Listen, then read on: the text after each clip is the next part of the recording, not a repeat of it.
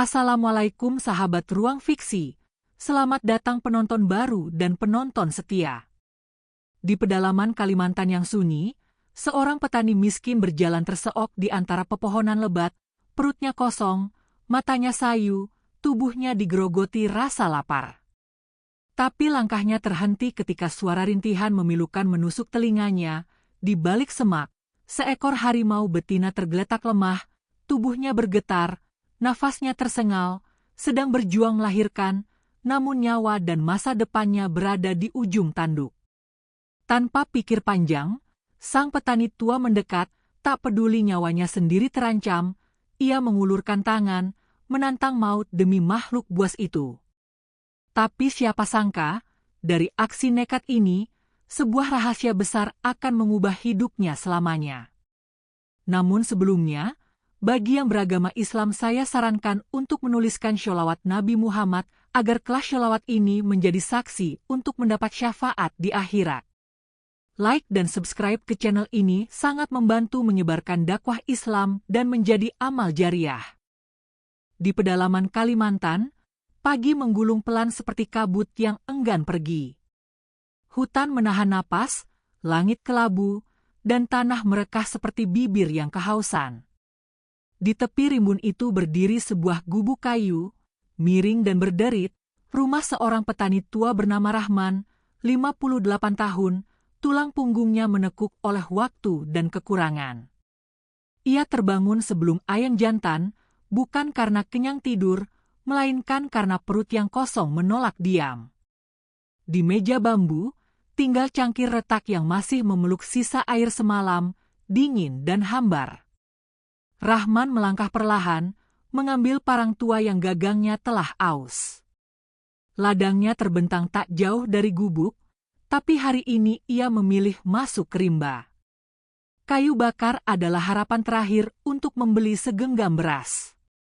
Hujan tidak turun, angin panas memukul kulit, dan tanah ladang menjadi keras seperti batu.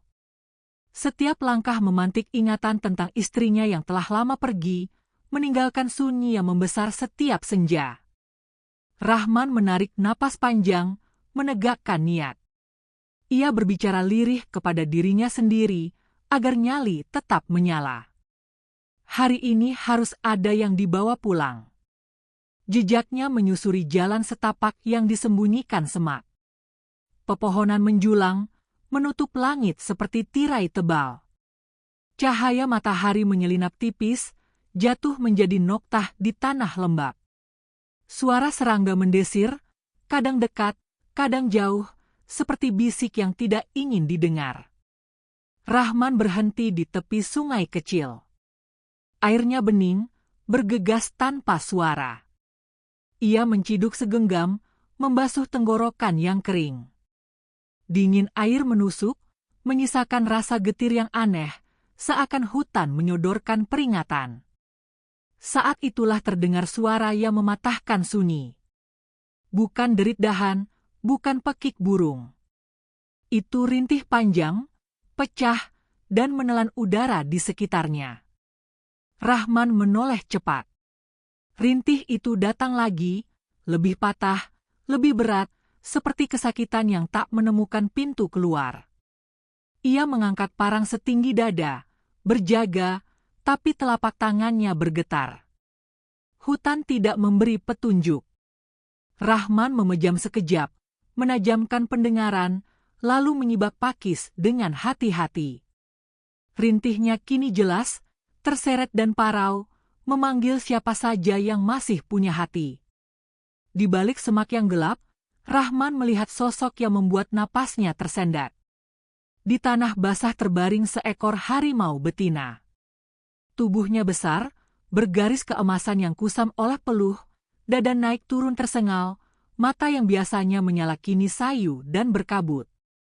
Perutnya menegang, rahangnya menahan erang, cakar menancap tanah meninggalkan parit kecil. Hutan yang barusan terasa angkuh mendadak berubah menjadi ruangan sempit yang penuh kecemasan. Rahman terpaku. Ia tahu batas antara hidup dan mati bisa setipis sehelai daun ketika manusia berdiri sedekat itu di hadapan Raja Hutan.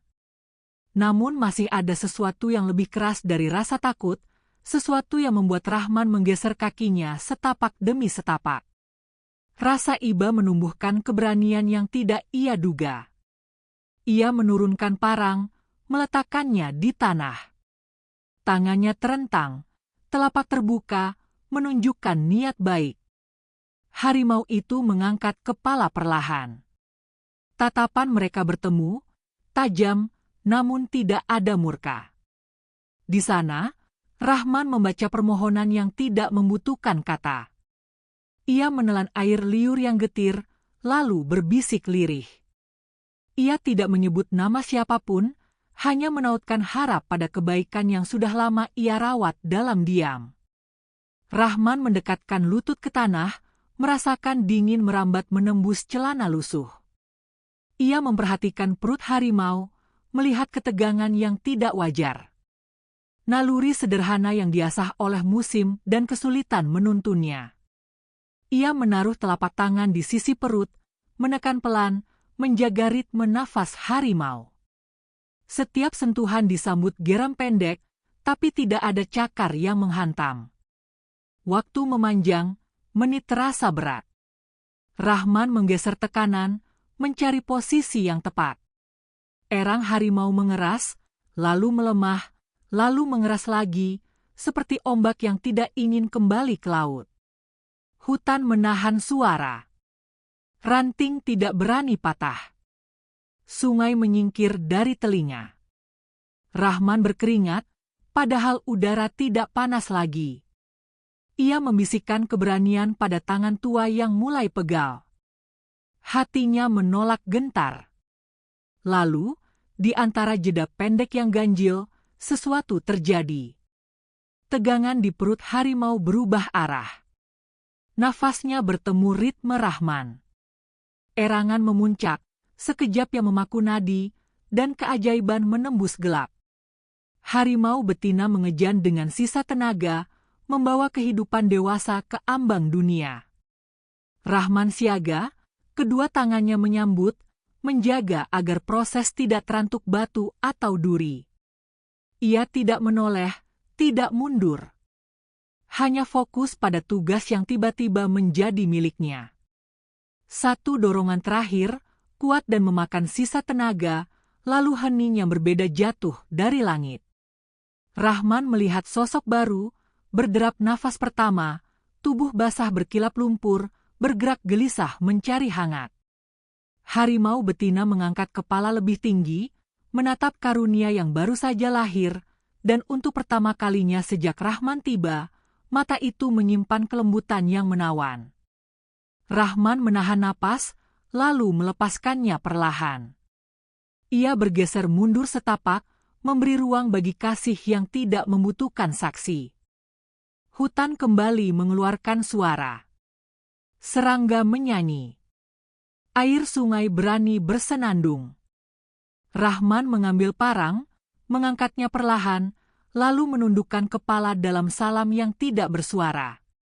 Ia melangkah mundur, memeluk Selamat yang tipis, dan meninggalkan tempat itu dengan hati yang belum mampu memahami apa yang barusan terjadi. Setiap langkah pulang seperti menyeberangi jembatan yang rapuh. Ia tidak tahu apakah hutan akan mengizinkannya kembali. Tapi ia tahu, malam nanti, sunyi di gubuknya tidak akan sama lagi. Senja menetes perlahan ketika Rahman menyalakan pelita. Gubuk menjadi ruang kecil berwarna kuning pudar. Ia duduk di tikar anyaman, punggung menyandar pada dinding bambu yang mendingin. Lapar masih ada, tapi anehnya tidak menggigit. Yang menguasai dadanya adalah perasaan rumit, campuran lega dan gentar, bersyukur dan heran. Di luar, angin mengelus dedaunan, menyelundup melalui celah dinding seperti kabar yang belum berani diucap. Rahman memejamkan mata sejenak. Nafasnya ditata. Bayangan rintih harimau berkelebat, disusul tatapan yang tadi meminta tolong, lalu kelembutan saat kehidupan itu akhirnya hadir. Malam menanjak. Bintang tidak begitu banyak. Rahman berbaring miring, lengan dijadikan bantal, telinga menunggu suara yang tidak ia kenal. Antara tidur dan jaga, ia merasa angin masuk membawa aroma tanah basah yang asing. Ada gemerisik halus, seperti langkah yang berpikir. Pelita berkedip. Di ambang pintu, gelap berkumpul, lalu pecah seketika menjadi dingin yang manis. Rahman membuka mata. Hatinya berdegup. Ia tidak bangkit, tidak bergerak. Hanya menatap pintu bambu yang berkeriut perlahan, seolah ada sesuatu yang menaruh pesan di ambangnya. Pagi menyambut dengan warna pucat. Rahman bangkit, menggulung tikar, lalu membuka pintu. Tanah di depan gubuk memegang jejak kecil yang tidak biasa. Di sela embunnya malas, terletak sebuah kantung putih dari serat alam, terikat rapi. Rahman menatap kanan dan kiri. Hutan tidak memberikan wajah. Ia berjongkok, menimang kantung itu, merasakan berat yang tidak seberapa tapi berbeda. Tali ia longgarkan. Dari dalam, menguar aroma lembab yang kuat. Tanah hitam menampakkan diri, pekat dan halus, seperti malam yang bisa digenggam. Rahman mengangkat segenggam, menatapnya di telapak tangan. Ada sesuatu yang bergerak tanpa suara di dalam dada. Tanah itu tidak berbicara, namun seolah menyuruhnya percaya. Rahman menutup mata, ingatannya kembali ke sungai kecil, kerintih yang memanggil, ketatapan yang tidak marah, keberanian yang ia pinjam dari Iba. Ia tidak tahu siapa yang meletakkan hadiah ini di depan pintunya. Ia tidak tahu untuk apa. Ia hanya tahu, hutan jarang sekali memberi tanpa alasan. Rahman menaruh tanah itu kembali, mengikat kantungnya, lalu berdiri. Cahaya pagi merambat ke lantai bambu. Angin menggerakkan tirai kain lusuh yang tergantung di jendela. Di kejauhan, rimba menyanyikan lagu yang tidak biasa. Rahman meraih cangkul yang bersandar di dinding, mencangking kantung putih di tangan kiri. Ia menatap jalur menuju ladang yang gersang. Langkah pertamanya terasa ringan, seperti ada yang menuntun meski tidak terlihat. Hari itu belum tahu dirinya akan menjadi hari yang mengganti denyut hidup. Rahman melangkah. Hutan menatap dari kejauhan. Langit menahan mendung. Sunyi memberi ruang untuk keputusan yang tidak dapat ditarik kembali. Di telapak tangan, tanah hitam bergetar tipis oleh langkah yang mantap. Rahman menatap ladang dari bibir jalan tanah. Retak-retak kecil seperti peta kesedihan menyambar ke segala arah. Ia menghela napas, lalu membuka ikatan kantung sekali lagi, lebih hati-hati, lebih mantap. Butiran hitam itu memantulkan cahaya dengan cara yang aneh, tenang dan yakin, seolah telah hafal dengan keajaiban. Rahman mengangkat telapak, menaburkan sedikit pada sudut ladang yang paling gersang. Tanah menyambut tanah. Angin berhenti sebentar, mendengar. Ia menabur lagi, menyilang, menutup, dan menyusuri tepi, tidak tergesa, tidak pula ragu. Setiap gerak seperti doa yang tidak diucap, setiap butir seperti janji yang tidak ditagih. Saat kantung menipis, Rahman berdiri tegak. Keringat mengalir di pelipis. Mata menatap hamparan yang sama saja. Tidak ada yang berubah di hadapannya selain rasa yang pelan-pelan menenangkan dada. Ia menunduk, mengikat kembali kantung, lalu memeluk hening. Ia tidak menunggu tanda. Ia berbalik, melangkah pulang, membiarkan ladang menutup cerita pagi. Di belakangnya, rimba kembali berdengung. Di depannya, gubuk menanti dengan setia. Rahman menuruni jalan kecil, mengumpulkan sisa tenaga untuk siang yang panjang. Hatinya tidak lagi seberat kemarin. Ia tidak mengerti mengapa. Mungkin karena hari ini ia telah memilih percaya. Dan kadang, Percaya adalah pintu menuju sesuatu yang sejak lama mengetuk dalam diam, malam menetes seperti minyak, lambat dan licin, menyelimuti gubuk di pinggir hutan. Rahman merebahkan tubuh di tikar anyaman, lengan menjadi bantal, napas disusun agar tenang. Di sudut, pelita berkedip, meminjamkan kuning tipis pada dinding bambu yang berlubang-lubang. Perutnya masih kosong, tapi di dadanya tumbuh sesuatu yang pelan, semacam keberanian yang baru saja ia temukan di tepi sungai, ketika ia memilih mendekat pada ketakutan alih-alih lari. Di sampingnya, kantung putih dari serat alam berisi tanah hitam dibiarkan terikat rapi. Aroma lembabnya merayap pelan, seperti janji yang belum diucapkan. Di antara kantuk dan jaga, angin mendorong daun pintu hingga berderit ringan. Rahman membuka mata. Gelap di ambang pintu memadat, lalu bergeser seperti tirai.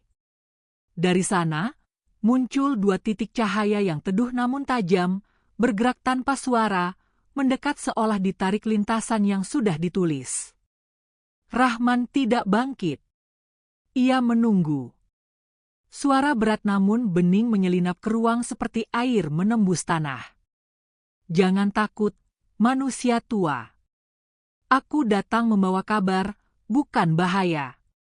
Suara itu bukan bentakan, bukan erang, melainkan kalimat yang menenangkan tulang belakang.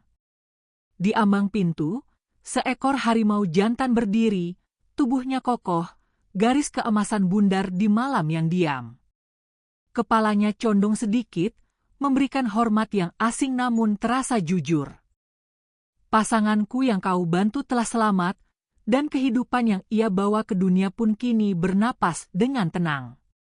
Hutan tidak selalu kejam pada manusia, seperti manusia tidak selalu kejam pada hutan. Tanah hitam di kantungmu bukan tanah biasa. Taburkan di ladangmu. Biarkan bumi mengingat kebaikan yang kau pilih. Suara itu tenggelam dan bangkit seperti ombak, lalu memudar perlahan, menyisakan dingin yang jinak dan keheningan yang tidak mengancam. Mata yang teduh itu redup satu persatu, jarak memanjang, dan gelap menutup kembali seperti kelopak.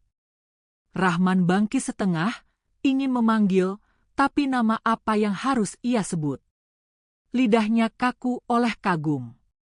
Ia menatap kantung putih, menatap jari-jarinya sendiri, lalu menunduk, bersyukur dengan cara yang ia pahami. Malam melanjutkan langkahnya tanpa menoleh. Pelita kehabisan minyak, padam dengan rapi. Rahman terlelap, dan untuk pertama kalinya setelah sekian musim, tidurnya tidak dipenuhi mimpi buruk tentang ladang yang retak dan hujan yang enggan. Pagi datang seperti selendang yang jatuh pelan, menabur cahaya tipis di celah dinding. Burung-burung menyapu udara dengan nada cerah. Rahman terbangun, menegakkan punggung yang kaku, menyikap tirai kain yang digigit waktu. Embun mengkilap di rumput, jalan tanah ke ladang tampak seperti garis yang ditarik oleh tangan yang sabar. Ia meraih cangkul, menggantungkan kantung tanah di lengannya, lalu melangkah dengan kaki yang lebih ringan.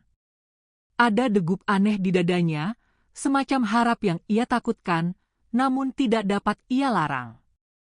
Di ujung jalan, ladang berdiri menampakkan nasibnya. Kemarin, tanah itu pecah seperti bibir kehausan. Kemarin, batang-batang yang ditanamnya miring tak bertenaga, daun pudar, ujung kering, akar menggeliat mencari air yang tidak datang. Hari ini, Rahman terhenti di batas pematang. Matanya membesar, napas menahan, jari-jari meremas gagang cangkul begitu keras hingga buku-bukunya memutih. Di hadapannya, hamparan yang ia kenal telah berubah. Tanah menjadi gembur, warnanya gelap seperti kopi yang baru diseduh. Daun-daun memantulkan cahaya pagi, tebal dan segar, bergerak halus di sapu angin. Batang kangkung berdiri percaya diri, baya membentuk rimbun yang riuh oleh hijau, sawit tegak dengan kepala yang padat, cabai menggantung merah menyala seperti manik-manik yang sabar menunggu tangan.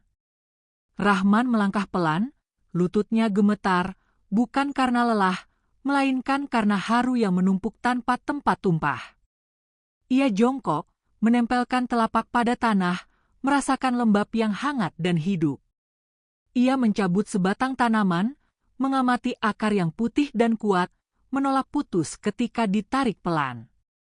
Matanya basah. Ia menengadah pada langit yang tetap sederhana, lalu menunduk lagi, menempelkan kening pada punggung tangan. Alhamdulillah, bisiknya, pelan dan panjang, agar syukur itu meresap sampai ke sela-sela retak yang kemarin masih menyakitkan. Ia bekerja dengan tubuh yang dipenuhi tenaga baru. Keranjang rotan yang kemarin keropos oleh sepi hari ini cepat penuh. Kangkung pertama, lalu bayam, lalu sawi. Cabai dipetik hati-hati. Tomat yang sempat ia kira mustahil jadi kini bundar dan berat. Labu di tepi ladang tampak terlalu besar untuk dipeluk sendirian. Keringat jatuh bukan karena putus asa, melainkan karena kegembiraan yang hangat. Setiap sayur yang masuk keranjang terasa seperti puisi yang ditulis alam pada telapak tangannya. Ketika matahari naik seukuran telapak di belakang pucuk pohon, Rahman mengangkat keranjang ke punggung. Jalan ke pasar desa menunggu di depan. Di ujung ladang, ia menoleh, menatap sekali lagi hamparan yang telah berbaik hati padanya. Ada perasaan aneh, seperti ada mata yang mengawasi dengan niat menjaga. Ia memindai tepian rimbun. Sekilas, ia menangkap bayangan besar yang bergerak di antara semak, senyap dan sigap. Tidak ada geram, tidak ada ancam. Hanya kehadiran yang membuatnya merasa tidak sendiri. Rahman mengangguk kecil ke arah tempat itu, lalu melangkah ke jalan tanah menuju pasar. Pasar desa sudah mulai ramai. Aroma gorengan bertemu dengan wangi daun pisang, gerak langkah bertemu tawa yang pendek-pendek, tawar-menawar mengisi udara seperti denting panci yang serempak. Rahman menggelar tikar di dekat penjual tempe langganan istrinya dulu. Ia menyusun hasil panen rapi, memisahkan ukuran, menyisihkan beberapa ikat untuk tetangga yang sering meminjamkan ember atau jarum. Orang-orang menoleh. Beberapa berhenti, beberapa mendekat. Wajah-wajah yang mengenalnya terkejut, lalu berubah menjadi hangat. Lama tidak lihat bapak jualan di sini. Rahman mengangguk dan tersenyum, singkat, tidak pandai berkata banyak di tengah riuh. Ia menyebut harga wajar, menolak menipu, membiarkan kebaikan mencari jalannya sendiri. Dagangan bergerak cepat. Uang kecil berpindah dari tangan ke tangan, bunyi koin bertemu tali karet, kantong belanjaan berayun. Beberapa pedagang lain yang biasanya duduk bersandar mulai berdiri, menghampiri, memegang sayur Rahman, memuji kecerispan daun, menawar tanpa memaksa. Ia tetap tenang, tidak tergesa, tidak pula rakus. Ketika keranjang hampir kosong, Rahman mengangkat pandangannya. Di seberang, di balik deret buah-buahan yang bertumpuk seperti pahatan manis, sepasang mata memandangnya lama. Wajah berkumis tebal, kulit gelap disetrika matahari, tubuh tambun yang terbiasa memerintah. Darto, tengkulak yang selama bertahun-tahun menjadi gerbang wajib bagi panen petani kecil, berdiri dengan bibir mengeras. Sorot mata Darto seperti pisau yang disarungkan, tidak berbunyi namun jelas maksudnya. Rahman tidak menantang. Ia menunduk sedikit, seperti orang yang lewat di depan rumah orang tua. Darto tidak membalas. Ia hanya memalingkan wajah, berbicara dengan seseorang, lalu tertawa pendek yang tidak sampai ke mata. Rahman kembali melayani pembeli.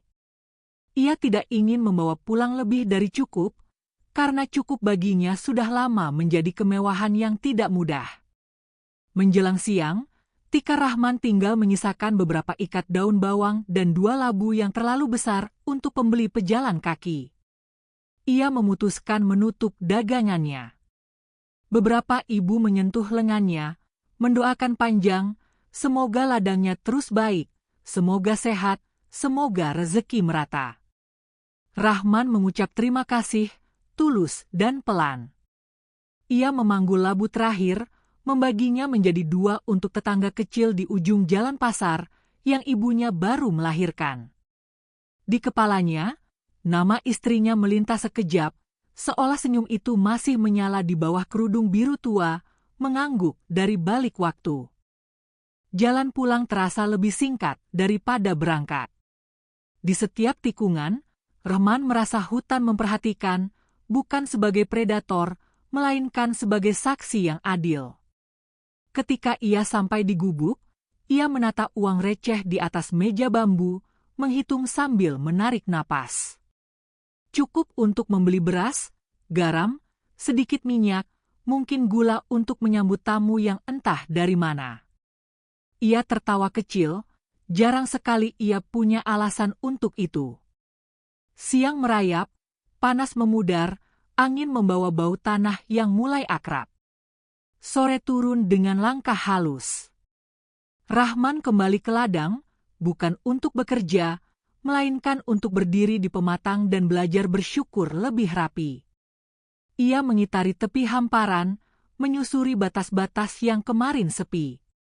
Di salah satu sudut, tanah terlihat sedikit terganggu, seperti ada yang menapak lalu ragu. Jejak sepatu. Bukan sandal petani. Jejak itu datang dari arah kebun bambu liar, berhenti di dekat ikatan sawi, lalu berbalik, tergesa, meninggalkan tanah yang tertolak ke atas.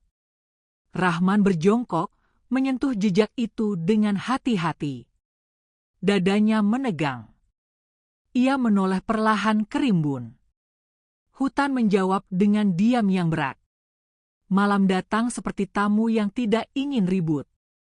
Di desa, lampu-lampu kuning muncul satu persatu, menggambar garis-garis cahaya tipis di jendela. Di gubuk Rahman, pelita kembali menyala.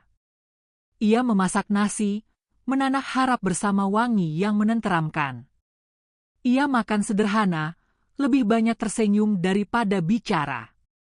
Di selakunya, telinganya menangkap suara yang tidak ia suka. Daun diinjak, ranting patah, langkah yang ingin diam namun lupa cara. Dari jendela, ia menoleh ke ladang. Gelap di sana tidak sepenuhnya gelap. Ada gerak, ada bayang, ada niat yang merunduk. Di pematang, 2 sosok bergerak dengan punggung menunduk, membawa sesuatu yang memantulkan cahaya pelita dari jauh. Botol. Mereka berhenti, berbisik pendek, menunjuk-nunjuk dengan tangan yang gusar. Rahman memicingkan mata. Ia mengenal salah satunya. Ujang, lelaki yang pernah menjadi buruh di pasar, kini sering terlihat bersama Darto. Satu lagi, Komar, yang tertawa lebih sering daripada bekerja. Rahman merasakan dingin merambat dari ujung jari ke bahu. Ia menaruh mangkuk, memadamkan pelita, membiarkan gelap memeluk ruang. Tanpa suara, ia menapaki lantai bambu, berdiri di belakang pintu, berusaha menyatu dengan dinding. Di luar, bisik berhenti. Tutup botol beradu pelan, menekan ulir yang keras kepala. Anak sungai di belakang ladang menggigil oleh angin. Seekor burung malam memutuskan diamnya, lalu menyesal. Ujang menggerutu, Komar membalas, pendek dan kasar. Kemudian, dunia menahan napas. Dari sisi rimbun, lahir suara yang tidak salah dikenali. Eraman panjang, berat, dalam, menggetarkan udara seolah tanah ikut mengeluarkan suaranya. Ujang membeku. Komar menoleh cepat. Gerak di tepi semak menggulung seperti bayang yang jatuh dari tebing. Sepasang mata muncul duluan, lalu garis tubuh, lalu langkah yang tidak terburu, namun pasti. Rahman menempelkan telapak ke dinding, merasakan getar halus menular lewat bambu. Ia tidak bergerak, tidak bernapas terlalu keras. Di pematang, botol jatuh, menabrak batu, meledakkan bau kimia yang pahit ke udara, lalu mengalir ke rumput. Ujang mundur, tumitnya tersangkut akar. Komar terlambat, tangannya masih memegang sesuatu yang tidak lagi berani ia buka. Suara Eraman merendah, lalu mendekat. Hutan membuka jalannya sendiri, memberi tempat pada sesuatu yang lebih tua daripada dendam manusia. Angin mengubah arah. Pematang menjadi panggung yang terlalu kecil untuk menolong siapa saja. Rahman memejamkan mata sekejap, merapikan doa yang sederhana. Di balik kelopak, ia melihat lagi sungai mungil, rintih yang memanggil, keputusan yang ia ambil tanpa musyawarah dengan ketakutan. Ketika ia membuka mata, bayangan besar itu sudah melintas di tepi ladangnya, seperti dinding bergerak yang melindungi halaman rumah. Ujang menjerit pendek, Komar melepaskan botolnya, pecah dengan suara yang terdengar lebih nyaring daripada mestinya. Lalu sunyi jatuh, berat, berkilat. Rahman berdiri tegak di sisi pintu, menunggu apa yang akan diputuskan malam. Ia tahu, ada saat di mana manusia harus percaya pada penjaga yang tidak memakai kata, pada kesepakatan yang ditulis alam dengan huruf yang tidak tampak. Di luar, gelap berdenyut. Mata yang teduh dari mimpi terasa sangat dekat, seolah mengingatkan bahwa kebaikan jarang berjalan sendirian. Rahman meraih pelita, tapi tidak menyalakannya. Ia memilih menunggu dalam gelap, dengan dada yang berdetak seperti genderang perang yang menolak meledak. Di pematang, langkah-langkah berputar, ragu, lalu pecah menjadi lari yang tidak pandai disembunyikan. Malam tidak segera mengembalikan suaranya. Hutan menahan beberapa detik, memastikan niat-niat sudah bubar. Rahman menurunkan bahu, meletakkan pelita, namun belum juga menyalakan. Ia tetap di tepi pintu, seperti seseorang yang berjaga di ambang perjanjian. Di kejauhan, seekor burung malam akhirnya berani berkicau lagi, pendek, tidak yakin. Angin melewati rambutnya, membawa aroma tanah hitam yang kini menjadi bagian dari hidupnya. Pematang kembali menjadi garis, rimbun menutup rapat, dan lada menenangkan diri seperti anak sungai yang, perlahan, menemukan kembali lagu yang tadi sempat terputus. Rahman menarik napas panjang. Ia tidak tahu persis apa yang barusan terjadi di luar sana, ia tidak tahu apakah bayangan besar itu akan kembali malam esok, ia tidak tahu rencana siapa yang masih bersembunyi di balik dengus iri dan tawa pendek. Yang ia tahu, pagi tadi tanah menjawab, dan malam ini hutan bersuara. Dua jawaban yang saling menyambung, menulis arah yang belum bisa ia baca sampai tuntas. Ia mengangkat kepala, menatap gelap yang kini terasa lebih akrab, lalu melangkah mundur, membiarkan pintu tetap setengah terbuka, seolah mengundang penjaga yang tidak meminta terima kasih.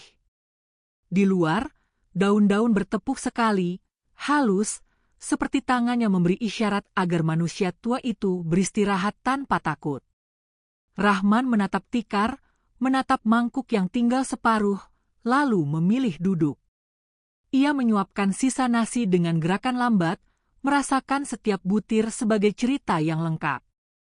Pelita ia nyalakan lagi, cahayanya kecil, tapi cukup untuk menyingkap garis-garis tenang di wajah yang sudah lama lupa pada ketentraman. Di sudut, kantung putih dibiarkan tetap tertutup, tidak perlu dibuka malam ini. Pagi yang baru nanti akan punya caranya sendiri untuk berbicara. Rahman menetapkan hati. Malam mengatuk seperti buku yang menunda halaman berikutnya. Di atas pematang yang kembali diam, tanah hitam menyimpan kilau samar, sedangkan di balik rimbun, sesuatu yang besar duduk, tidak jauh, tidak dekat. Menunggu. Menjaga. Dan di kejernihan hening itu, cerita merapatkan napasnya, bersiap melangkah ke bab yang belum menyebutkan akhirnya. Pagi merangkak tanpa tergesa, menggeser sisa gelap dari dinding bambu gubuk Rahman. Angin membawa aroma rumput basah yang baru disapu embun, dan burung-burung menabuh nada kecil di pucuk ranting. Rahman bangkit, menggulung tikar, menyalakan air di panci kecil, lalu menatap meja bambu yang kini tidak serapuh kemarin. Di sana, uang receh dan beberapa lembar lusuh terbaring seperti janji yang akhirnya menepati diri. Ia tersenyum pendek. Tidak lebar, tapi cukup untuk menghangatkan dada yang sering beku oleh kekurangan. Ia mengambil cangkul dan topi anyaman, menurunkan langkah ke ladang. Di batas pematang, hijau menyambut seperti saudara yang baru pulang. Daun memantulkan cahaya pagi, batang tegap, tanah gembur menahan jejak dengan lembut. Rahman menepuk pematang, merasakan denyut yang pelan, seolah bumi baru selesai berdoa. Di sudut tempat semalam ia melihat jejak sepatu, tanah sudah kembali rata. Namun ada bekas kecil yang tersisa, sebaris patahan rumput, arah berbalik yang tergesa. Ia mengangguk. Hutan telah bicara dengan caranya sendiri, dan para tamu gelap malam itu tidak membawa pulang keberanian. Rahman memeriksa tanaman satu persatu. Cabai yang kemarin merah kini lebih matang, tomat membulat padat, bayam bertambah rimbun. Ia bekerja tanpa banyak suara, membiarkan ritme tubuh menyatu dengan ritme tanah. Setiap ikat sayur ia susun rapi. Beberapa ikat ia sisihkan di tepi, untuk orang-orang yang selama ini bersamanya ketika musim berat datang. Pak Darto boleh saja memutar arah angin pasar, tapi di desa, rezeki yang adil masih punya jalan. Menjelang matahari mengintip di balik pucuk, Rahman melihat sosok kecil melambai dari pagar bambu ladang tetangga. Wajah kurus, mata bingung, tangan memegang karung kosong. Itu Benu, pemuda 20 tahun yang tinggal dengan ibunya yang sakit-sakitan. Mereka menggarap sepetak tanah yang akhir-akhir ini menolak hidup. Benu berjalan ragu, seperti takut menginjak tanah yang tidak mengenalnya. Rahman mendekat, menggenggam bahu pemuda itu dengan hangat. "Paman," bisik Benu, "ladang di rumah mati lagi. Benih sudah 2 kali gagal." Ibu makin sering batuk. Benu menunduk, jari-jarinya memutar ujung karung. Rahman memandang hamparannya yang berkilau dan kantung putih di bawah meja ingatan. Ia menghela napas perlahan, lalu mengangguk. Ikuti dari belakang. Bawa 2 ember kecil. Benu menelan liur, lalu bergegas seperti anak sungai yang menemukan alirannya. Di gubuk, Rahman mengambil kantung dari serat alam. Ia membuka simpulnya pelan, menciduk tanah hitam dengan cawan enamel yang pinggirnya sudah terkelupas. Ia menuangkan segenggam ke ember pertama, segenggam lagi ke ember kedua, lalu menambahkan air sampai berputar seperti kopi pekat. Jemarinya mengaduk perlahan, mencampur, mengajak butiran-butiran hitam itu menyatu dalam niat. Benu menatap seperti orang yang menonton hujan pertama. Di matanya, ada cemas yang ingin diganti. Mereka berjalan ke sepetak tanah Benu. Letaknya tak jauh, namun selama ini terasa seperti jarak yang enggan didekati. Pematangnya pudar, daun yang tersisa layu menguning, tanah kering pecah seukuran kuku. Rahman berdiri di tengah petak, meminta Benu menyiramkan campuran itu di 4 sudut terlebih dahulu, lalu menyilang ke tengah. Jangan terburu. Biarkan tanah mengingat rasa basah. Biarkan ia menelan doa yang halus. Benu mengangguk, gerakannya pelan, matanya mengikuti cawan yang dituang seperti orang mengawasi kelahiran kata. Mereka menunggu. Tidak ada kembang api di bawah permukaan. Tidak ada cahaya membelah tanah. Hanya sunyi yang rapi. Rahman menaruh telapak pada permukaan gembur yang baru tersentuh cairan hitam, dan diam. Benu menatap, menahan napas tanpa sadar. Dalam beberapa saat, Angin yang melintas membawa dingin lebih tipis, aroma lembab yang lebih pekat, dan sekelebat bunyi kecil dari akar yang mengendur, seperti tali yang dilepas perlahan. Rahman tersenyum dengan cara yang sulit dilihat orang yang tidak terbiasa menatap tenang. Pulanglah dulu. Istirahatkan pikiran. Rawat ibumu. Siang ini, belikan bubur hangat untuknya. Benu hendak bertanya, tetapi menahan kata. Ia mengangguk, air di matanya menebal, lalu mengucapkan terima kasih dengan suara yang retak. Rahman menepuk bahunya sekali lagi, seolah memastikan harapan menempel seperti bayang yang tidak ingin lepas. Mereka berpisah di pertigaan kecil, masing-masing membawa beban yang berbeda. Di pasar, kabar tentang ladang Rahman sudah terbang lebih cepat dari kain yang berkibar di lapak baju. Saat ia menggelar tikar, pembeli tidak hanya berdatangan dari arah biasa. Beberapa datang dari dusun sebelah, membawa kabar ibu yang butuh sayur segar, membawa tanya yang dipelintir bisik, membawa doa yang ingin dititipkan. Rahman melayani dengan sabar. Ia menyebut harga yang pantas, menolak tawaran yang memaksa. Saat dagangan menipis, dua orang laki-laki yang asing mendekat. Tubuh mereka kukuh, tatapannya menempel di wajah Rahman seperti lintah di air dangkal. "Kau Rahman?" tanya salah satu dengan suara rendah namun dibuat tegas. Rahman mengangguk. "Tokoku butuh pasokan tetap. Kami bisa bayar lebih, asal kau tidak jual di pasar." Rahman menatap sekejap.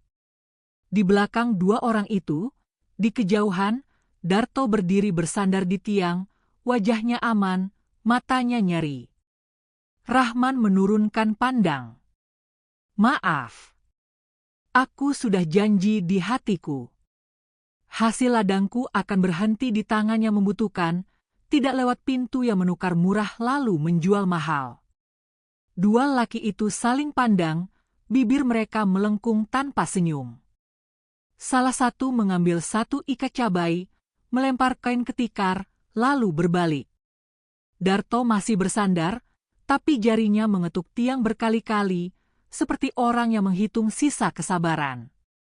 Rahman menutup tikar ketika matahari miring. Di sudut pasar, ibu-ibu berkerudung tertawa kecil membicarakan betapa segarnya baya miliknya. Di bangku kayu, seorang kakek menasihati cucunya agar rajin menanam. Kabar baik meninggalkan garis-garis manis di udara. Namun, di bawah arus yang terlihat, ada arus lain yang lebih pelan, lebih dalam. Darto tidak akan tinggal diam.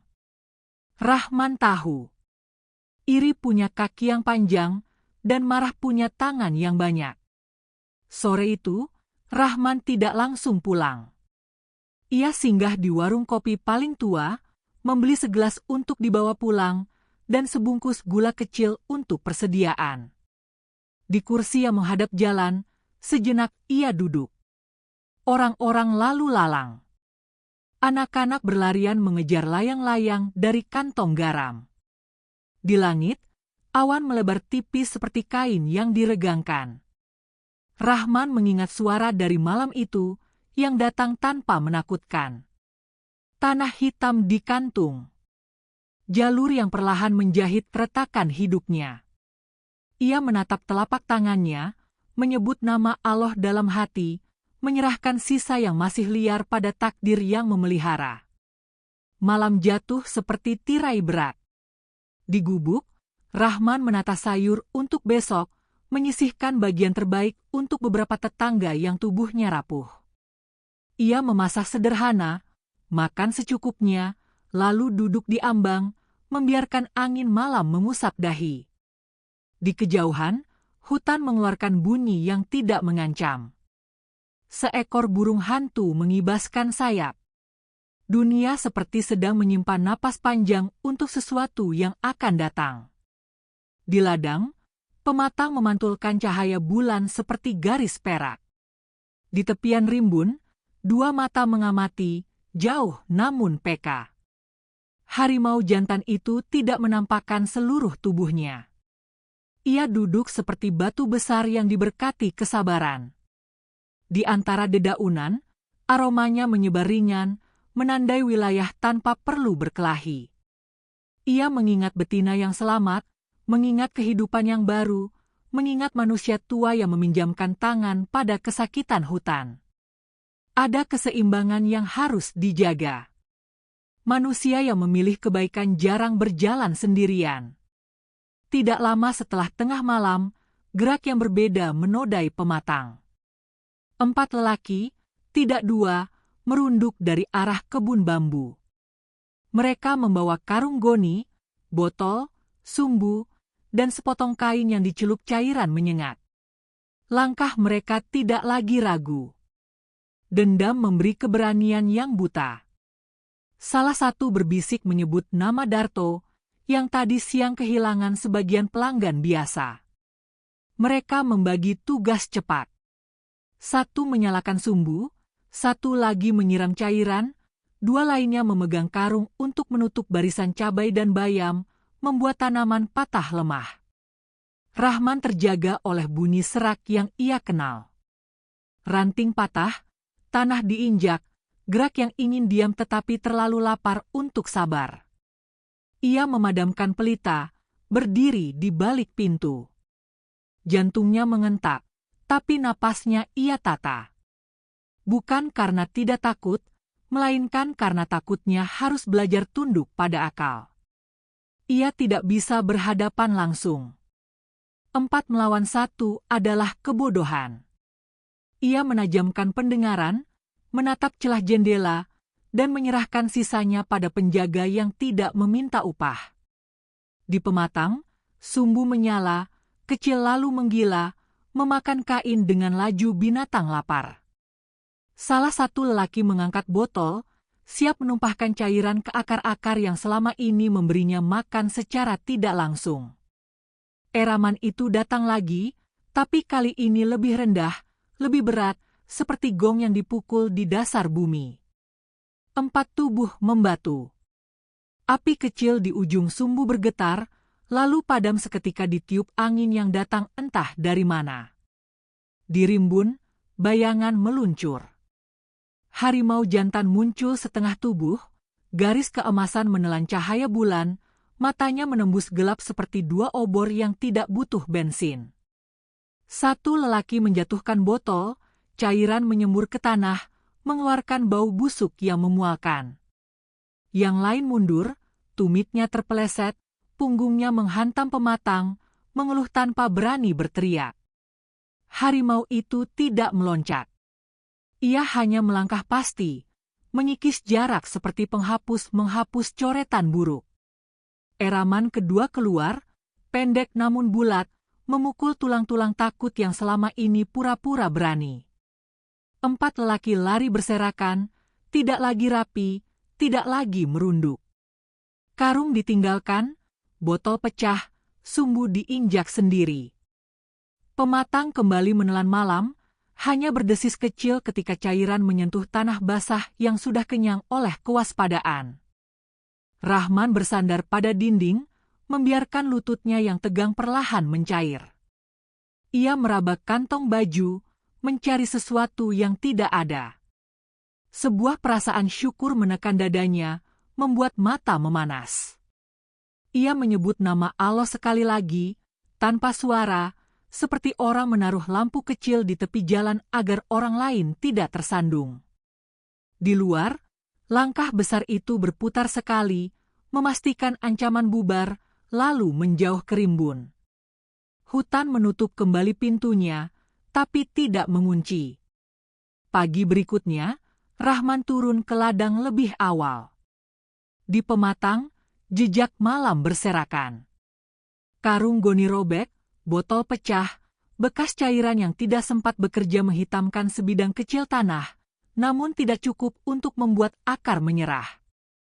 Ia berjongkok, menepuk permukaan yang gosong ringan, lalu menaburkan segenggam tanah hitam dari cawan enamel.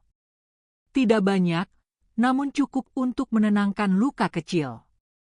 Ia berdiri, menatap garis-garis hijau yang tetap tegak, lalu menghela napas yang panjang.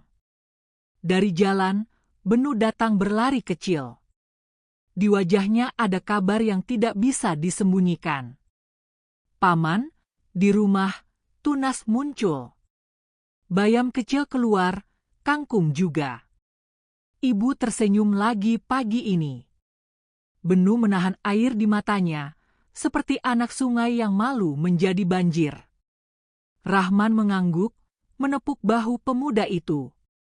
"Syukur pada Allah. Rawat baik-baik. Air cukup, tangan sabar. Jangan tergesa memetik." Benu mengiakan secepat angin yang bertemu daun. Lalu ia memijat-mijat jari, ragu, sebelum akhirnya berkata pelan. "Tadi malam aku lihat 4 orang lewat di belakang rumah, menuju arah ladang paman. Aku takut. Aku ingin teriak, tapi ibu tertidur. Maaf." Rahman menggeleng lembut. Tidak perlu meminta maaf untuk ketakutan yang jujur. Yang penting, pagi ini ladang kita masih berdiri. Benu menggenggam ujung bajunya, mencoba menata napas. Di raut wajahnya, rahasia tanah hitam dan penjaga rimbun menyisakan keheranan yang manis. Ia pamit, berjanji akan kembali membawa kabar tentang perkembangan Tunas. Rahman menatap punggungnya yang makin ringan, lalu menoleh ke arah hutan. Rimbun menjawab dengan kelip kecil dari embun di ujung daun, seolah mengangguk.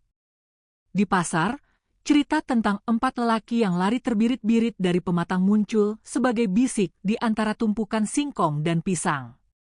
Ada yang menambahkan bumbu, ada yang memotong ujung cerita agar muat di cangkir kopi. Darto duduk di kursi panjang, tidak bicara banyak. Wajahnya datar, telapak tangannya menggulung selembar kertas berkali-kali sampai lecek. Orang yang biasa ia perintah duduk jauh, pura-pura sibuk menghitung kembalian. Di matanya, ada kilat yang tidak ingin ketahuan, semacam tekad yang menggeliat, mencari jalan yang lebih gelap. Menjelang sore, Rahman pulang lewat jalan setapak yang jarang dilalui pedagang. Awan menggelar kain abu-abu di atas puncak pohon, bau hujan seperti janji yang hampir sampai. Di perbatasan ladang dan hutan, ia berhenti. Di tanah, ada sesuatu yang tidak ada semalam. Batu kecil yang disusun menjadi lingkaran, di tengahnya seikat rumput kering yang diikat rapi dengan serat. Di atasnya, sebutir bulu panjang bergaris keemasan, bersih, berkilau tipis. Rahman berjongkok, menatap hadiah kecil yang tidak meminta puji. Ia tidak menyentuh. Ia hanya menunduk dan mengangguk, menjaga bahasa yang lahir dari diam. Malam itu, angin membawa suara jauh yang hangat. Bukan erang, bukan gonggongan, bukan retak. Hanya sebuah panjang yang tenang, seperti doa yang ditiup dari dada bumi. Rahman memejamkan mata, membiarkan suara itu menambal sisa-sisa gentar. Ia tahu, jalan di depannya tidak akan rata selamanya. Darto sedang menulis rencana baru dengan tangan yang tidak sabar. Desa akan memilih berdiri di mana, seiring kabar beranak pinak. Namun Rahman juga tahu, hutan telah memilih untuk tidak lagi berpura-pura tuli. Di ambang jendela, pelita menyisakan lingkar cahaya kecil. Di luar, pematang bernapas perlahan, tanaman menutup daun, tanah hitam menahan sisa hangat siang. Dan di balik rimbun, sesuatu yang besar menggeser posisi, memastikan jarak tetap pas. Cerita menahan diri, seperti busur yang ditarik panjang, menunggu saat ketika anak panah harus melesat, tepat dan bersih, tanpa perlu berteriak. Langkah Arman semakin cepat ketika ia meninggalkan tepian sungai. Udara malam menusuk kulitnya, sementara hutan di sekeliling terasa seperti dinding gelap yang mengintai. Suara ranting patah terdengar samar di belakangnya, membuat jantungnya berdetak lebih cepat. Ia menoleh sekilas, namun tak ada siapapun di sana. Hanya pepohonan besar dan gulungan kabut tipis yang merayap di atas tanah. Siapa di sana? Suaranya pecah di antara desir angin. Tak ada jawaban, hanya sahutan burung malam yang terdengar seperti ejekan. Ia mencoba menenangkan diri, meyakinkan pikirannya bahwa semua itu hanya perasaannya saja. Namun, suara langkah kaki yang mengikuti dari belakang terdengar semakin jelas, ritmenya sama persis dengan langkah Arman. Ia berhenti. Langkah itu pun berhenti. Ia berjalan lagi, langkah itu kembali terdengar. Keringat dingin membasahi lehernya, bukan karena panas, tapi karena rasa takut yang menjalar cepat. Dalam hati ia membaca istighfar, memohon perlindungan kepada Allah dari segala yang tak kasat mata. Sampai akhirnya, dari kejauhan, Arman melihat cahaya lampu redup di sebuah pondok tua yang berdiri miring di tengah hutan. Papan kayunya lapuk, atapnya hampir runtuh. Cahaya itu berkedip-kedip, seolah memanggilnya untuk mendekat. Meski ragu, ia melangkah ke arah pondok tersebut, berharap bisa menemukan orang yang bisa membantunya atau sekadar tempat aman untuk beristirahat. Namun, ketika ia sudah dekat, langkah kakinya terhenti. Tepat di depan pintu pondok, berdiri sosok wanita berambut panjang, tubuhnya tegap, dan tatapannya tajam menusuk ke arah Arman. Wajahnya pucat, matanya seperti tidak berkedip. Pakaiannya lusuh, warnanya tak jelas lagi karena kotor dan pudar. Sedang mencari jalan pulang, pemuda, suaranya serak, namun ada nada aneh di baliknya. Arman menelan ludah, berusaha tersenyum sopan.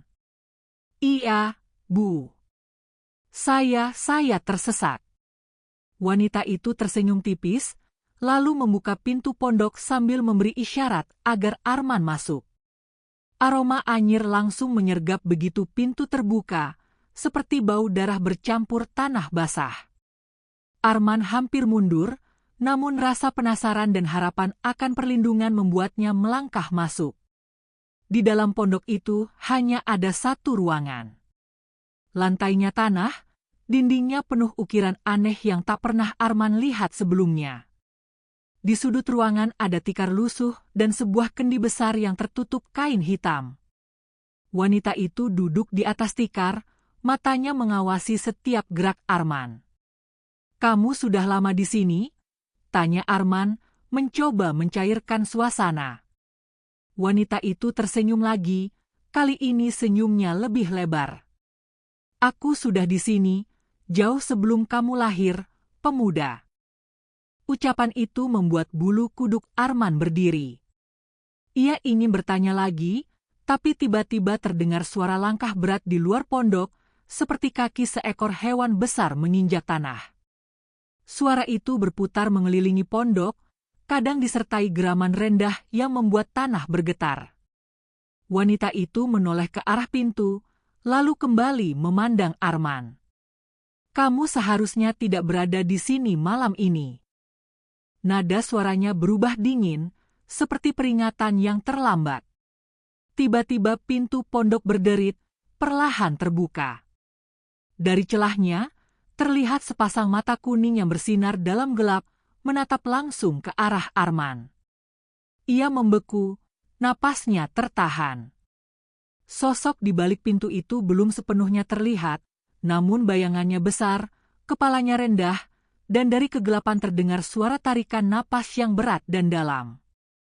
Wanita itu berdiri, mengambil sesuatu dari balik kain hitam yang menutupi kendi di sudut ruangan. Arman hanya bisa memperhatikan dalam ketakutan, karena dari dalam kendi itu ia mengeluarkan sebuah tongkat kayu hitam yang ujungnya berukir kepala ular. "Kalau ingin hidup, jangan bergerak," ucap wanita itu pelan, namun tegas. Detik berikutnya, suara cakaran keras terdengar di pintu. Mata kuning itu semakin dekat, dan kini, dari cahaya redup lampu, Arman mulai melihat bentuknya. Bulu lebat, rahang besar, dan taring yang panjang berkilau. Arman tidak tahu apakah ia sedang dihadapkan pada binatang buas atau sesuatu yang jauh lebih mengerikan dari itu. Di luar, hutan semakin sunyi. Seolah semua makhluk hidup menahan napas, menunggu apa yang akan terjadi selanjutnya. Dan Arman sadar, malam ini belum tentu ia bisa keluar dari tempat itu dengan selamat. Pagi menggulung seperti kain tipis yang dibentangkan di atas pucuk hutan. Kabut menepi, memberi ruang pada cahaya yang lembut. Rahman berdiri di pematang, menatap hamparan hijau yang seakan menghela napas bersamanya. Di ujung ladang, bekas hitam akibat cairan jahat semalam sudah ia taburi sedikit tanah pekat dari cawan enamel. Akar tidak merajuk lama. Daun-daun kembali tegap, seolah semalam hanya mimpi yang dituliskan angin. Rahman memegang gagang cangkul, tapi hari ini tangannya lebih sering menyentuh daun, mengukur kelembutannya, menyimak isyarat kecil bahwa tanah sedang bahagia. Dari kejauhan, langkah cepat terdengar di jalan tanah. Benu muncul dengan mata yang benderang. Nafasnya pendek, wajahnya berkeringat, namun bibirnya tersenyum seperti pagi yang menemukan lagu. "Paman, tunas di petaku bangun semua." Bayam keluar rapi, kangkung mengejar cahaya. Ibu memegang segelas air hangat dan tersenyum lama. Rahman menepuk bahu pemuda itu, menyembunyikan haru yang meluap di balik dada. "Syukur pada Allah," ucapnya perlahan, agar syukur tidak tumpah dan hilang tertiup angin. Benu mengangguk berkali-kali, lalu menawarkan diri membantu memanen sebagian sayur untuk pasar. Rahman mengizinkan. Dua tubuh yang selaras bekerja akan mengecilkan berat waktu. Di pasar, kabar bergerak lebih cepat dari jam dinding yang tua. Tikar Rahman tidak sempat sepi. Ibu-ibu menyodorkan keranjang, bapak-bapak menimbang dengan mata, menawar secukupnya tanpa ingin menyakiti. Pedagang tempe melambaikan tangan, memuji hijau bayam yang tidak rewel di panci. Di antara ramai, dua lelaki yang kemarin sempat menawarkan perjanjian kaku berdiri lagi, tapi kali ini mereka hanya menatap dari jauh, seperti burung yang mengukur jarak kepada petani yang tidak melempar batu. Darto duduk di kursi panjang, wajahnya tampak seperti tembikar yang disisakan panas. Di sampingnya, secari kertas kusut kembali diluruskan lalu diremas lagi. Ia tidak menatap Rahman langsung, namun ujung matanya tak henti menarik garis yang mengarah ke tikar itu. Orang-orang yang biasa ia perintah kini berdiri lebih jauh, pura-pura sibuk dengan timbangan atau obrolan kosong. Pasar merayakan rezeki yang adil, sementara iri mengasah giginya di sudut yang dingin. Menjelang siang, seorang lelaki berseragam coklat muda datang bersama dua staf desa. Namanya Hadi, penyuluh pertanian yang terbiasa menatap tanah dengan mata yang memeriksa. Ia mendekati Rahman sambil tersenyum sopan. Ada kabar tentang panen bapak yang sangat subur. Ada juga kabar lain yang tidak enak, bahwa bapak menggunakan cairan yang tidak semestinya. Tugas saya memastikan semuanya sesuai. Rahman menatap tenang. "Silakan ke ladang. Saya tidak punya rahasia selain kerja dan doa." Hadi mengangguk, mencatat sesuatu di buku kecilnya, lalu bertanya jam berapa ia bisa datang. Rahman menyebut sore hari, ketika matahari condong dan pematang tidak terlalu panas. Mereka berpisah dengan saling hormat. Tak jauh dari sana, Darto berdiri dari kursi, berjalan sebentar, lalu menghilang di lorong lapak buah. Senyumnya kecil, namun dingin. Sore tiba dengan awan yang disisir rapi. Hadi datang ke ladang dengan langkah yang tidak memaksa. Matanya mengukur warna daun, tangannya menyentuh permukaan tanah, hidungnya mencium aroma gembur yang sedap. Ia meminta sedikit sampel tanah untuk dibawa ke balai penyuluhan dan setetes air dari selokan kecil yang mengalir di tepi ladang. Rahman menuruti. Benu berdiri di sisi pematang, siap jika diperlukan. Hadi menulis lagi di bukunya, lalu menoleh pada Rahman dengan nada yang bersahabat. Saya tidak melihat tanda-tanda bahan terlarang. Tapi untuk tenang bersama, besok hasil uji sederhana akan saya bawa. Rahman mengangguk, terima kasih diucap singkat. Hadi pamit, mengantar secercah lega yang menepi di bibir pematang. Menjelang senja, Rahman menyapu halaman gubuk. Di ambang pintu, ia melihat batu kecil yang kemarin disusun menjadi lingkaran masih tegak, bulu bergaris keemasan di atasnya memantulkan cahaya terakhir hari. Ia menunduk, memberi salam tanpa kata. Hutan menjawab dengan desir halus, seperti jari yang menyisir kain. Rahman masuk, menanak nasi, merebus daun bening, lalu duduk memandangi air mendidih yang menghembuskan uap seperti kabar baik yang sabar. Malam turun tidak terburu, namun gelapnya terasa lebih padat daripada kemarin. Angin membawa wangi aneh, bukan bau tanah basah, melainkan sesuatu yang seperti minyak yang disimpan lama. Rahman memadamkan pelita, membiarkan mata membiasakan diri pada kilau tipis bulan. Di luar, dunia menahan napas. Burung malam memutuskan diam. Anjing-anjing di desa tidak menggonggong. Seakan ada kesepakatan besar yang akan dibacakan di halaman langit. Rahman duduk di tikar, punggung menyandar pada dinding bambu. Antara jaga dan lelap, ia merasakan dingin yang tidak mengganggu, hanya memberitahu. Ruang menjadi luas, dinding gubuk terasa mundur, dan di sana, pada jarak yang tidak dapat diukur, dua mata muncul, teduh namun siap. Suara itu datang seperti air yang menembus tanah, tidak berdesak, namun sampai. Manusia tua, jaga tepi ladang malam ini. Angin akan mencoba membawa api. Isi tempayan dengan air. Letakkan di 4 sudut. Taburkan sedikit abu dari tungku di pematang, gambar garis yang mengingatkan mereka tentang batas. Rahman menunduk dalam hati. Baik. Suara itu merendah, seperti pelukan. Hutan membalas budi menurut caranya. Kau tidak sendirian. Mata itu padam perlahan, meninggalkan gelap yang kembali menjadi rumah. Rahman bangkit, mengisi 2 tempayan besar dan 2 ember, memikulnya satu persatu ke pematang. Benu yang kebetulan lewat membawa kabar tentang ibunya melihat gerak Rahman dari kejauhan, lalu menghampiri dengan niat membantu. Mereka tidak banyak bicara. Air diletakkan di 4 sudut. Abu dari tungku diambil dengan cawan enamel, ditaburkan tipis di sepanjang pematang, mengikuti garis yang sejak dulu menjadi peta kecil kehidupan Rahman.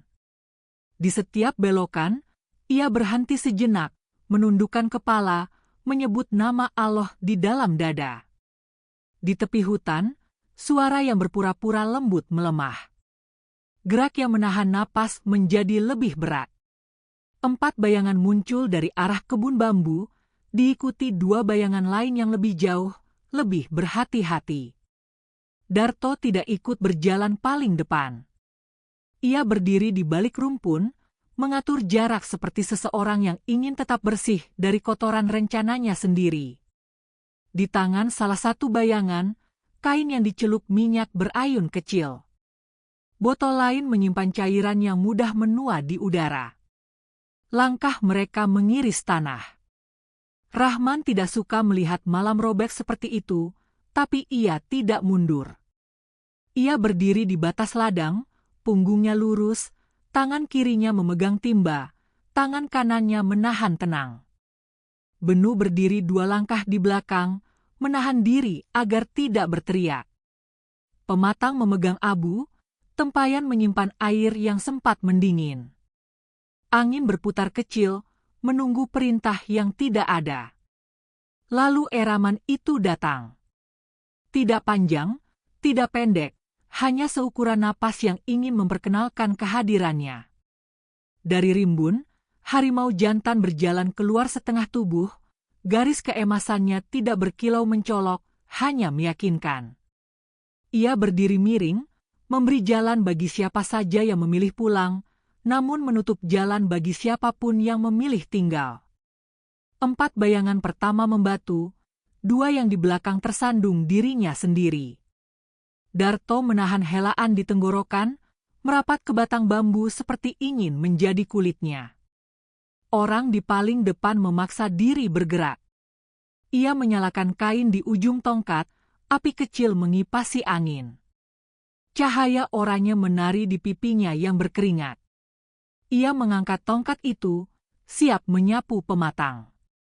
Rahman tidak teriak. Ia hanya melangkah setengah tapak, menumpahkan setengah timba ke tanah, membuat garis basah menyilang kaki orang itu. Api meredup sekejap, lalu kembali hidup. Harimau menggeser 1 langkah, mata menyempit seperti seorang tua yang tersinggung oleh kebodohan. Eraman kedua keluar, lebih berat, menekan telinga dan dada. Tongkat itu jatuh, api memakan dirinya sendiri di tanah yang basah oleh air. 2 lelaki lain memilih cara lain. Mereka menyiapkan botol, ingin menyiram cabai dan sawi dengan cairan yang kuat. Sebelum botol miring, angin mengubah arah seperti tangan yang tiba-tiba memutus tali. Asap dari kain yang barusan padam terseret, membuat mata perih. Botol tergelincir dari pegangan, pecah di batu pematang, cairan menyambar ke udara, lalu jatuh ke tanah yang sudah menunggu dengan dingin yang tidak bisa dinegosiasikan. Benu ingin bergerak maju, Rahman menahannya dengan sekejap gelengan.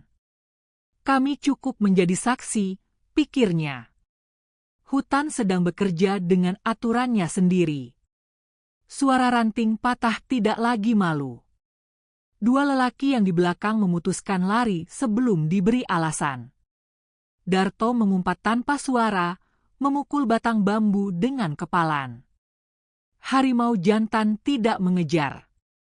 Ia kembali mundur setengah langkah, menjaga garis abu, seperti prajurit tua yang melindungi peta. Rahman bergerak ke sudut lain, menaburkan abu lagi, menambah guliran air di pematang, membiarkan tanah mengingat perjanjian yang baru ia gambar. Benu memindahkan ember, mengganti yang kosong, berlari kecil tanpa bunyi. Namun malam jarang selesai dalam sekali bentur. Dari arah lain, 2 sosok lagi muncul, membawa karung goni. Mereka tidak membawa api atau botol. Mereka ingin mencabut batang demi batang dan merusak akar pelan-pelan. Cara yang diam dan licik. Mereka merunduk, menyelinap di balik rumpun pisang kecil, menunggu peluang ketika semua mata tertuju pada garis abu dan api yang barusan padam. Rahman menangkap kilat gerak itu dari sudut matanya. Ia tidak berteriak. Ia berjalan melewati barisan sawi, pura-pura memeriksa daun, lalu berdiri beberapa langkah di depan mereka. Ia menaruh timba kosong di tanah dan memandang rimbun. Harimau jantan duduk, ekornya bergerak sekali, menorehkan garis kecil di debu. Dari sisi gelap lain, sepasang mata lebih kecil muncul singkat, lalu lenyap. Bukan ancaman, hanya tanda bahwa hutan tidak sendirian mengurus malam. 2 sosok dengan karung mengangkat kepala pada saat yang sama. Mata mereka bertemu dengan mata manusia yang tidak menghardik dan mata binatang yang tidak memutari. Mereka mundur 1 langkah yang tidak sinkron. Karung jatuh, mulut mereka membuka, namun tidak ada kata keluar. Pada detik itulah angin besar turun dari punggung bukit, membawa dingin yang menampar lembut. Awan yang sejak senja menggantung seakan mendapat alasan untuk runtuh. Tetes pertama jatuh di punggung tangan Rahman, dingin, bulat, mengejutkan. Tetes kedua menyusul, lalu ketiga, lalu 1000. Hujan membuka jubahnya, menutupi pematang, menyelimuti daun, memadamkan sisa api yang tidak sempat bernapas. Abu di garis pematang berubah menjadi lumpur tipis, namun jejaknya sudah sempat menulis pesan. Tanah menelan cairan jahat yang baru saja menetes, menetralkannya dengan nafas panjang yang ia simpan sejak lama. Lelaki berkain basah lari terbirit. Darto terpaku 2 detik lebih panjang dari yang seharusnya, lalu ikut menghilang di antara bambu, meninggalkan jejak licin yang mudah dibaca. Rahman menengadah sebentar, membiarkan air hujan mencuci wajah, mata, dan keningnya.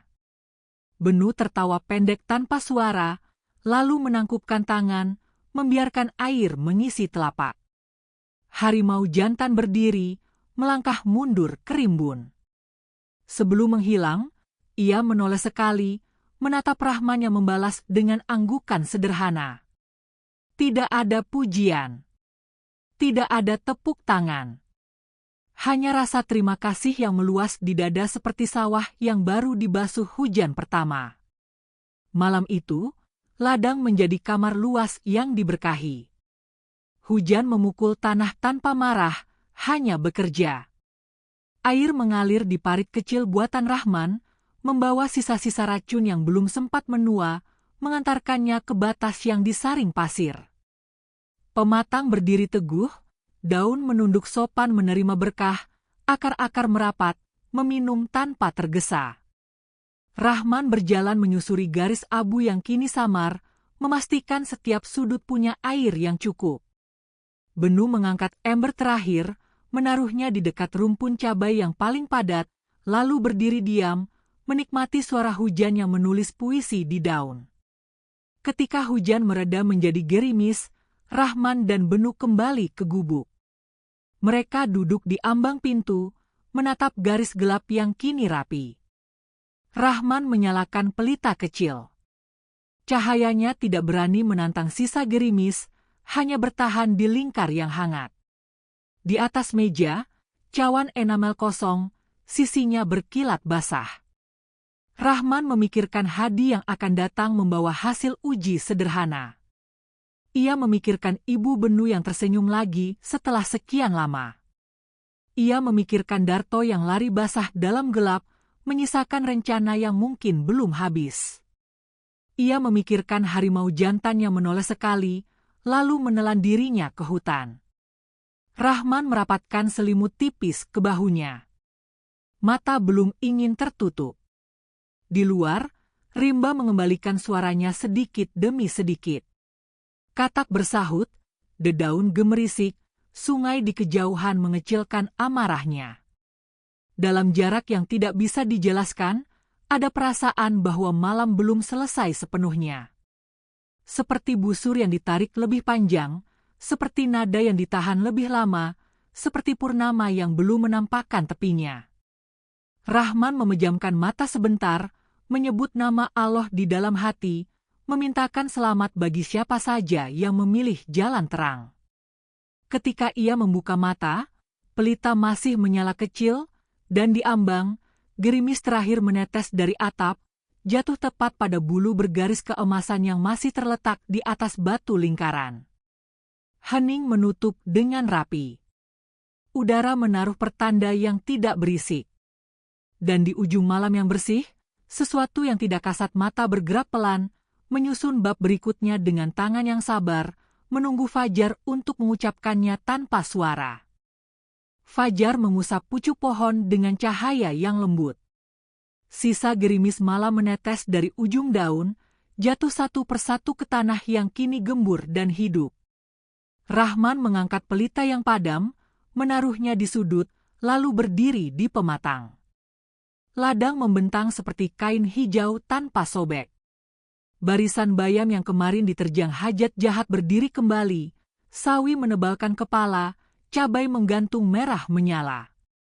Udara membawa aroma basah yang menenangkan, seperti doa yang baru saja dikabulkan. Di kejauhan, langkah mendekat dengan ritme yang mantap. Hadi, penyuluh pertanian, tiba bersama 2 staf desa. Di tangannya ada map tipis. Wajahnya cerah, bukan cerah yang memaksa. Ia menyalami Rahman, menatap hamparan hijau, lalu membuka map. Hasil uji sederhana kami keluar lebih cepat dari biasanya. Tanah di sini subur alami, tidak ada kandungan bahan terlarang. Air parit juga bersih. Ia menutup map perlahan, menatap Rahman dengan hangat.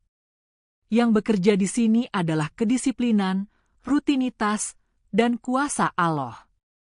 Rahman menunduk, merasakan sesuatu yang hangat menekan di balik dada. Terima kasih, ucapnya lirih. Hadi mengangguk, kemudian memandang pematang dengan takzim, seakan sedang membaca kitab yang ditulis bumi. Kabar itu menyebar dalam jam yang pendek. Di pasar siang itu, orang-orang menyambut Rahman dengan senyum yang tidak dibuat-buat. Pedagang tempe menepuk bahunya, penjual ikan menawar sambil memuji kesegaran daun, anak-anak berlari membawa uang receh untuk membeli seikat kangkung. Beberapa petani dari dusun sebelah mendekat, meminta nasihat tentang pengairan, tentang pematang, tentang cara membaca isyarat tanah. Rahman menjawab dengan sabar. Tidak ada rahasia selain menjaga ritme, memperbaiki parit, menahan diri untuk tidak memaksa bumi. Jika hati tenang, tangan akan tahu kapan berhenti menekan dan mulai merawat. Di sudut pasar, Darto duduk sendirian. Kursi panjang yang biasanya penuh pengikutnya kini kosong. Orang-orang yang dulu menunggu perintahnya berdiri jauh, pura-pura sibuk membetulkan timbangan yang tidak salah. Darto menatap tikar Rahman lama, wajahnya seperti batu yang baru kena hujan. Ketika Rahman hendak menggulung tikar karena dagangan sudah habis, Darto bangkit. Langkahnya ragu, bahunya sedikit turun, suaranya bukan lagi pisau yang menggores. Ia berhenti satu langkah dari Rahman, menelan sesuatu yang tidak mudah. Aku datang bukan untuk menawar. Aku ingin minta maaf. Aku iri, aku takut kehilangan, aku salah. Kata-kata itu keluar patah, tapi jujur. Pasar memegang napasnya beberapa detik. Rahman menatap, lalu mengangguk pelan. Salah yang diakui adalah pintu kebenar. Ada kerja di ladang, ada kerja di hati. Jika sungguh ingin membetulkan, pintu selalu bisa dibuka. Tidak ada tepuk tangan. Hanya senja yang turun lebih bening. Darto berlalu dengan langkah lebih ringan walau tidak tahu hendak kemana. Beberapa hari setelah itu, ia terlihat membantu memikul karung di lapak orang lain. Wajahnya tidak setegas dulu, tapi matanya sedikit lebih jernih. Desa punya caranya sendiri memberi pelajaran dan memulihkan. Di rumah, Rahman menata rencana kecil yang sejak lama ia simpan. Ia mengajak Benu dan 3 pemuda lain yang ingin belajar mengolah tanah. Mereka duduk di lantai bambu, cawan enamel menguapkan teh hangat yang sederhana. Rahman menggambar skema pematang dengan arang, menandai jalur air, titik tanam bergiliran, waktu jeda agar tanah tidak lelah. Ia menyisihkan bibit terbaik, membagi tanpa menghitung, lalu menetapkan hari gotong royong untuk membenahi parit desa yang selama ini dibiarkan dangkal. Tidak ada iuran wajib, tidak ada syarat. Yang datang membawa tenaga, pulang membawa ilmu dan bibit. Minggu pertama, 5 orang berdiri di pematang. Minggu kedua, 12. Minggu ketiga, hampir seluruh tepian dusun turun, ibu-ibu mengantarkan panci berisi singkong rebus, anak-anak berlari membawa gelak yang membuat capek jadi lucu. Benu mengurus air, pemuda lain mengajak kawan-kawannya membangun gudang kecil dari bambu dan atap rumbia untuk menyimpan hasil panen bersama. Nama mereka tidak ditulis besar di papan, tapi tercatat di kebersamaan yang hangat.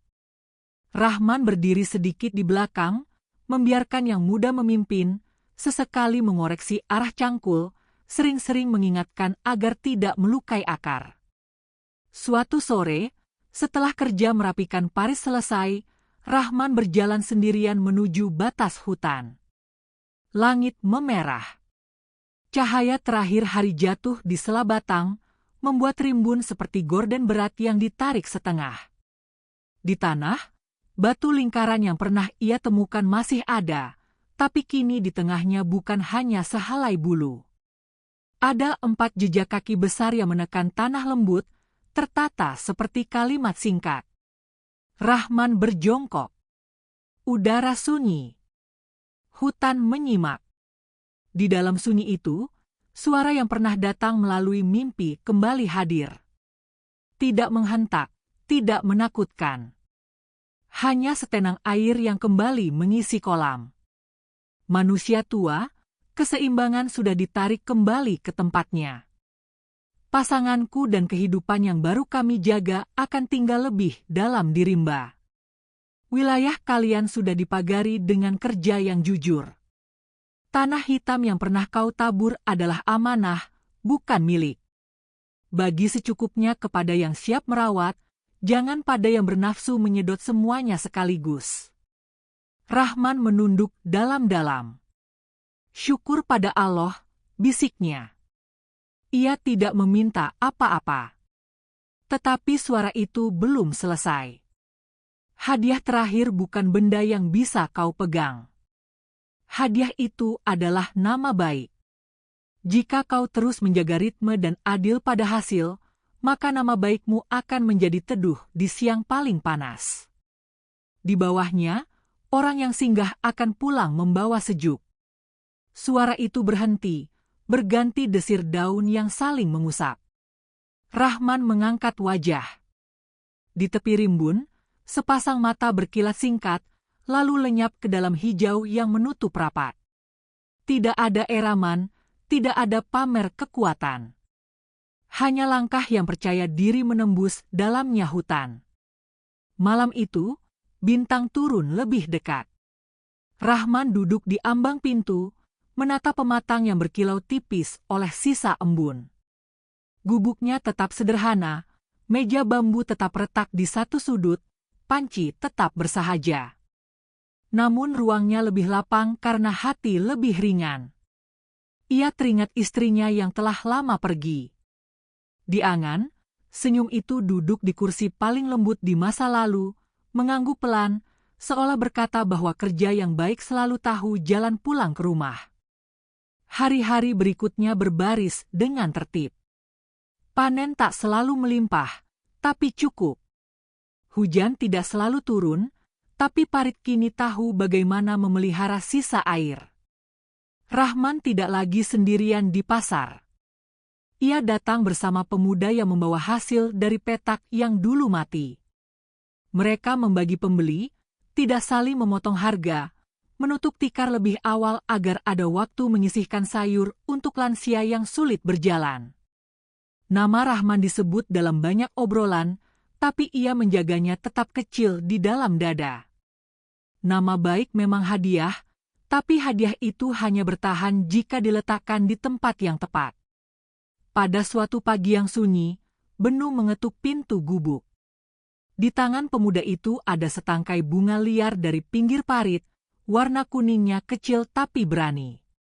Ibu ingin menyampaikan terima kasih. Ia sekarang bisa berdiri lebih lama di dapur, suaranya tidak terlalu batuk. Ia menyuruh membuatkan bubur untuk bapak, katanya harus dimakan hangat. Rahman tertawa kecil, menerima tuper kecil yang masih mengepulkan uap.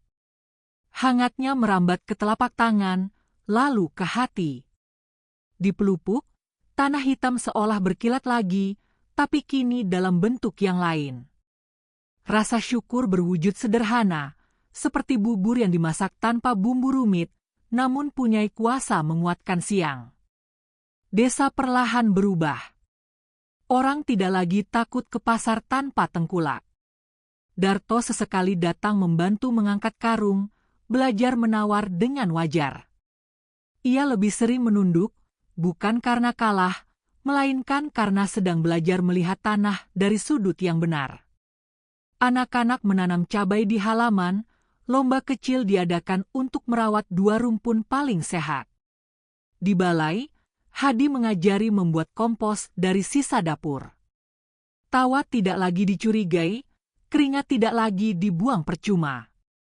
Dan di batas hutan, jejak besar muncul hanya sesekali, cukup untuk mengingatkan bahwa penjaga ada walau tak terlihat. Sore yang paling sunyi tiba tanpa rencana. Langit bersih, angin betah, matahari menuruni bukit dengan langkah yang rapi.